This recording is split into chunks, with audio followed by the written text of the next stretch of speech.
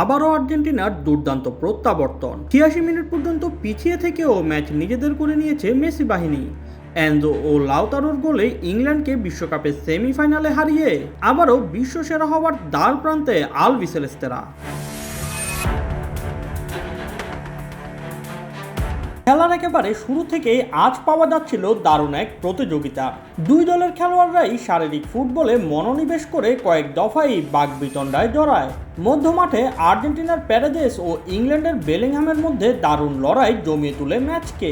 কিন্তু প্রথমার্ধে ফ্রিকিক থেকে ইংল্যান্ডের প্রচেষ্টা ও প্রতি আক্রমণে আর্জেন্টিনার চেষ্টা ব্যর্থ হলে গোলশূন্য থেকেই বিরতিতে যায় দুই দল।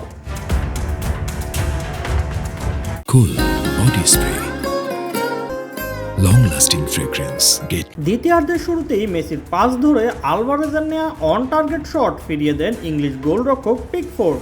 তবে ম্যাচের ৫৫ মিনিটে লিড নিয়ে নেয় ইংল্যান্ড। একটি প্রতি আক্রমণ থেকে ডান প্রান্ত দিয়ে জুড বেলিংহামের ক্রসে সহজেই পা ছুঁয়ে জালে জড়িয়ে দেন অ্যান্তনিও গর্ডন। তবে এর পরপরে আর্জেন্টিনার সিমিওনে গোল শোধের সুযোগ তৈরির চেষ্টায় বক্সে ঢুকে পড়লেও ইংল্যান্ডের স্পেন্স স্লাইডিং ট্যাকেলে দলকে বিপদমুক্ত করেন। ম্যাচের ৬৯ মিনিটে আবারও আর্জেন্টিনার ম্যাচে ফেরার সুযোগ ঠেকিয়ে দেন পিকফোর্ড। মেসির দারুণ ক্রসে বদলে নামা নিকো গঞ্জালেজের হেড ডান দিকে ঝাঁপিয়ে ফিরিয়ে দেন এই ইংলিশ গোলরক্ষক। ৭৬ মিনিটে এলিস্টারের দারুণ হেডও লক্ষ্য খুঁজে পায়নি।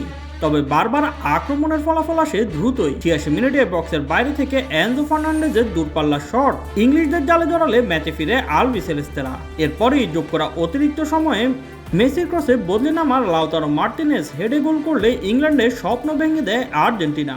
নিশ্চিত হয় ২-১ ব্যবধানে বিশ্বকাপের ফাইনালের রাস্তা। মেসিদের সামনে আবারও বিশ্ব চ্যাম্পিয়ন হওয়ার সুযোগ। আগামী ২০ জুলাই নিউ জার্সিতে বাংলাদেশ সময় রাত ১টায় শিরোপার লড়াইয়ে নামবে আর্জেন্টিনা, যেখানে প্রতিপক্ষ হিসেবে আগে থেকেই অপেক্ষা করছে ইয়ামাল রদ্রিগেজের স্পেন। BD sports time.